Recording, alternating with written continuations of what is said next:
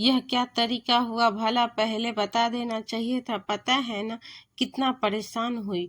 आते ही गुस्से में चीखने लगे जेठ जी और आवाज सुनकर कमरे से बाहर निकली पार्वती। अरे धीरे बोलो भाई, अभी कॉलोनी के लोग इकट्ठा हो जाएंगे। लो ये आ गई पार्वती को अब जो कहना है। पार्वती को आते देखकर बोली सासू माँ, इससे क्या बात करे, सर चढ़ा रखा है अनमोल ने, अब तो उसी से बात करूंगा। कहाँ है, बुलाओ उसे। पार्वती की ओर आंख तरेड़ बोले जेठ जी। गुस्सा तो बहुत आ रहा था लेकिन मुस्कुराए बगैर नहीं रह पाई पार्वती और अंदर सोए अनमोल को जगाने चले गए। उसे पता था कि यह होना ही है आज, इसीलिए पहले से ही तैयार थी। पार्वती अपनी सासू माँ की छोटी बहू है, वह उनके साथ ही रहती है। पार्वती पातिदेव को ट्रांसफर वाली नौकरी है, इसीलिए नौकरी नहीं रहती, लेकिन प्रतिभा इतनी है कि कभी खाली नहीं बैठती। ट्यूशन, छोटा मोटा सा कपड़ों का व्यापार, ब्यूटी पार्लर, कुकिंग क्लास, बहुत सारे काम करती है। लेकिन सासू माँ की नज़र में जेठानी जी की ज़्यादा इज्जत है क्योंकि वे सरकारी नौकरी करती है, इसीलिए साथ न रहकर भी उन्हीं की दया भी करती है और मदद भी करती है। लेकिन पार्वती के लिए कोई भावना नहीं है उनके मन में। जेठानी जी भी भरपूर फायदा उठाती है अपने बड़े होने का भी और सासू माँ के प्यार का भी। आजकल अपने इस शहर में है पार्वती के पतिदेव, इसीलिए जेठानी जी सोचती है जितना हो सके फायदा उठा लो। इसीलिए अक्सर घर में कोई छोटा मोटा कार्यक्रम हो या मेहमान आने वाले हो, सासू माँ को घर की चाबी देकर चली जाती है जेठानी जी, और सासू माँ पीछे पड़कर सारी तैयारी और खाना बनवाने का काम करती है। पार्वती से हमेशा कोई भी चीज पर्याप्त नहीं होती। जेठानी जी के घर में तो सासू माँ अपने घर से मंगवाती। इस तरह सामान और मेहनत पार्वती करती और जेठानी जी इतना इतरा इतरा कर तारीफें लूटती है। कोई बात नहीं, घर की ही बात है, सोचकर कुछ नहीं कहती पार्वती। लेकिन आज बजाय एक अच्छे शब्द के इल्जाम लगा देते हैं। जेठ जेठानी दोनों एक बड़े परिवार से आई है पार्वती, जहाँ सब मिलजुल कर रहते हैं, इसीलिए परिवार का महत्व खूब जानती है। अक्सर कुछ भी बोल देते हैं जेठ जेठानी, लेकिन बड़े हैं यह सोचकर चुप रह जाती है। ऐसा भी नहीं कि वह मदद करती है, तो जेठानी जी भी जरूरत के समय उनके काम आती है। आराम से खाने के समय आती है और थकान का बहाना करके चली जाती है। कोई कुछ बोले उससे पहले ही सासू माँ ही बेचारी की नौकरी, थकान और सरकारी की ज्यादती का रोना रोने लगती है। जबकि परिवार में उनकी जैसी नौकरी बहुत लोग हैं, उनके घर तो कभी कभी अपना ट्यूशन छोड़कर जाना पड़ता है। पार्वती को वरना सासू माँ की लड़ाई करती है बहुत गंदा लगता है, उसे कभी कभी तो जाना ही नहीं चाहिए। लेकिन पतिदेव का क्या करे, लक्ष्मण जी का अवतार जो ठहरे। भाई भाभी के खिलाफ एक शब्द नहीं सुनते, शिकायत पार्वती भी नहीं करती। लेकिन मदद हो या रिश्ता एक तरफ से कब तक निभेगा। पिछली बार ही बेटे की बर्थडे पार्टी रख ली घर में और सासू माँ को चाबी देकर स्कूल चली गई। जेठानी जी सुबह से शाम तक डेकोरेशन, खाने की तैयारी, साफ सफाई, सब कुछ। पार्टी किया, पार्टी भी हो गई, बस घर के लोग और ननद के परिवार का खाना बाकी ही था।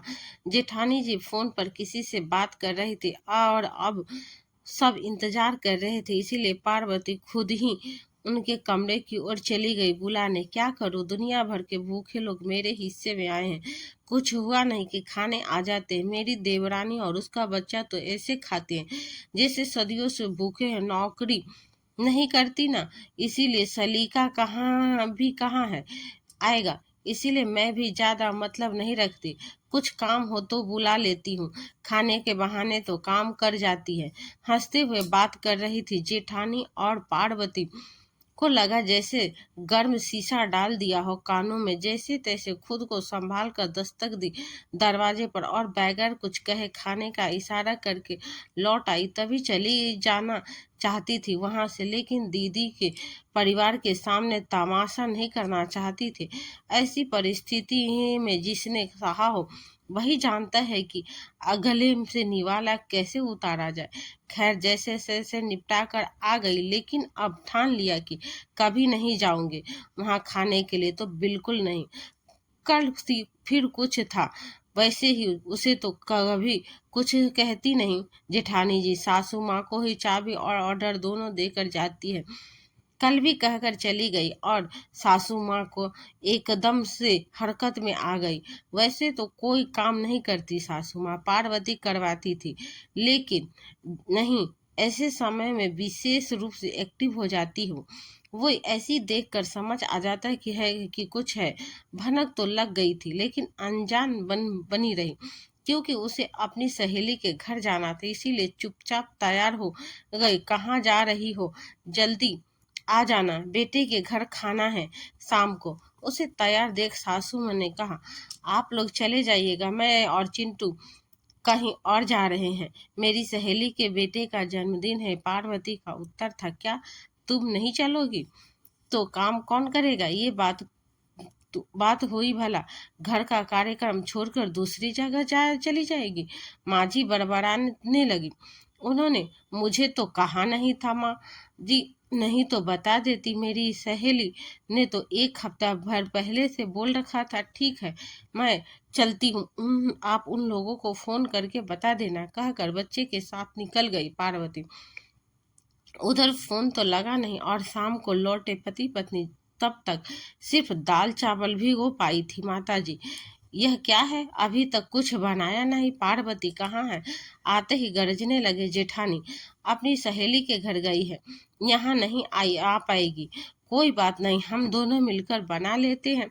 अभी धीरे से सासू माँ बोली।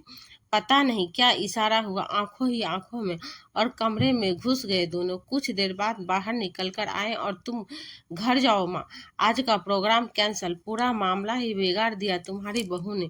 जाओ, अब कुछ नहीं बनाना, गुस्से में बोले जेठ जी। लेकिन मैंने तो 10-15 लोगों के हिसाब से चावल दाल भिगो दिए हैं। अरे कौन से चावल दाल लिए? उस आपके घर से लाए थे या हमारे बिगाड़े? दौड़कर रसोई की ओर जाते हुए बोली बड़ी बहू, और दाल चावल देखकर ऐसे रोने लगी जैसे सब लूट चुका है। आप जाइए माँ जी, हमें आपको फोन भी करके ने हैं मना करने के लिए, वरना आ जाएंगे तो खिलाओगे क्या? रोते हुए बोली बहू चुपचाप अपने घर चली गई। माँ जी, आज उन्हें भी गुस्सा आ रहा था कि अगर खुद नहीं कर सकती है तो दूसरों के भरोसे ऐसा आयोजन रखना ही क्यों पड़े। शाम को पार्वती लौटी तो राह देख रहे थे पतिदेव और सासू माँ ने। पूरी बात जानकर अजीब लगा, लेकिन इससे पहले ही पतिदेव कुछ कहते, उसने अपना पहले वाला अनुभव सुनाया कि कैसे जेठानी जी फोन पर उल्टा सीधा बोल रही थी। सासू माँ को तो अब भी विश्वास नहीं था, लेकिन पार्वती ने यह कहा कि ऐसा नहीं होता कि तो कम से कम आप दोनों को तो खिलाते। पार्वती कभी इतना बोलती भी नहीं थी, इसीलिए विश्वास करना ही पड़ा दोनों को। और भी पार्वती के लिए न सुन लेते, लेकिन बच्चे के लिए ऐसा सुनना किसी को अच्छा नहीं लगता, और मान गए। सुबह हुई और आ गए दोनों पति पत्नी झगड़ने। क्या हुआ भाई, इतनी सुबह सुबह? अनमोल बाहर आया। कुछ समझा अपनी बीवी को? कल पूरा कार्यक्रम बिगाड़ दिया हमारा। पता है कितना मुश्किल हुआ सबको फोन करके मना करते। इससे पहले तो आ चुके थे वे लोग, बेचारी विशाखा को ही सब करना पड़ा। गुस्से से बोले जेठ जी। पार्वती को पूछ कर तय किया था भाई, वैसे किस उपलक्ष्य में था यह कार्यक्रम? अनमोल ने उल्टा प्रश्न किया। यह तो किट्टी पार्टी जैसा था, उसके स्टाफ वाले हर महीने करते हैं ऐसा। इस बार विशाखा की बारी थी। झोंपते हुए भोले भाई साहब, तो भाई पार्टी स्टाफ की और इज्जत मैडम की, इसमें मेरी बीवी कहाँ से आ गई बीच में? ताकत नहीं थी तो हिम्मत ही नहीं बनना था पार्टी का। इस ऐसे दूसरे के भरोसे थोड़ी आयोजन किए जाते हैं। वैसे भी मेरी बीबी और बच्चा कहीं भूखे नंगे हैं नहीं, जो हाँ तुम्हारे घर बनेगा तो ही खाएंगे, मैं खिला सकता हूँ उन्हें। क्यों? भाभी यही कहती है ना आप सबको। भाभी की ओर देखकर बोले अनमोल। क्या कह रहे हैं देवर जी? मैंने क्या कहा? चौंक कर बोली, जेठानी जी, पिछली बार आप फोन पर बात कर रही थी वो मैंने सुन लिया था। भाभी, मैं तो इसीलिए मदद कर देती थी कि चलो परिवार है, लेकिन आपको सिर्फ अपने काम से मतलब था।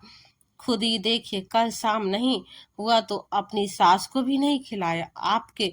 बाकी तो बहुत दूर है, और कुछ नहीं तो बाहर से नाश्ता लाए थे वही खिला देते।